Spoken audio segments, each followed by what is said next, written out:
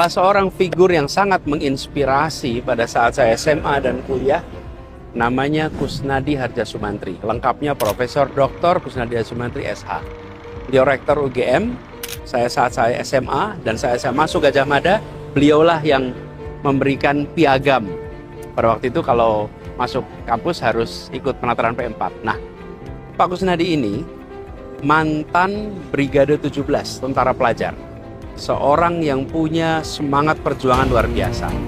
Nah, di tahun 50-an, awal kemerdekaan, di banyak kabupaten di Indonesia tidak ada SMA.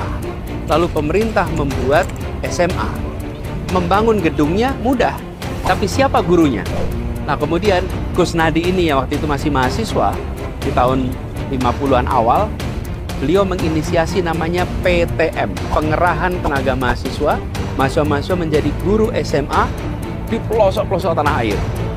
Inilah kisah yang nempel terus dalam memori saya. Pak Kusnadi sering menceritakannya di rumahnya di Bulak Sumur sini. Dari mulai SMA kelas 3 saya sering wawancara Pak Kusnadi. Pas kuliah juga begitu. Beliau sering menceritakan tentang PTM ini, Pengerahan Tenaga Mahasiswa. Dan efeknya apa? Muncul mahasiswa yang jumlahnya besar sekali di tahun 60-an. Karena adanya SMA-SMA yang dibangun di pelosok tanah air. Itulah inspirasi Gerakan Indonesia Mengajar. Kami terinspirasi dari PTM yang waktu itu dikerjakan untuk membangun mendidik SMA.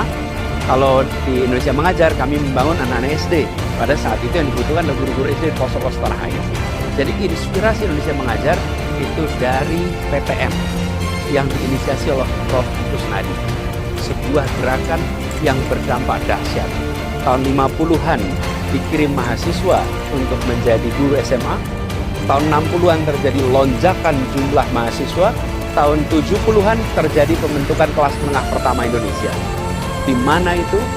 Karena adanya PTM. Nah, PTM ini kemudian diadopsi di kampus Gadjah Mada menjadi KKN, kuliah kerja nyata. Jadi kuliah kerja nyata itu kelanjutan dari program PTM.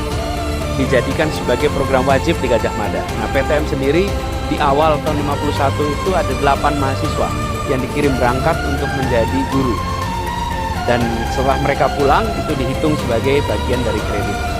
Itulah kisah pengerahan tenaga mahasiswa yang mungkin terlewatkan di dalam perjalanan catatan sejarah utama Indonesia, tapi punya dampak yang dahsyat bagi pembangunan dan bagi penumbuhan kelas menengah Indonesia.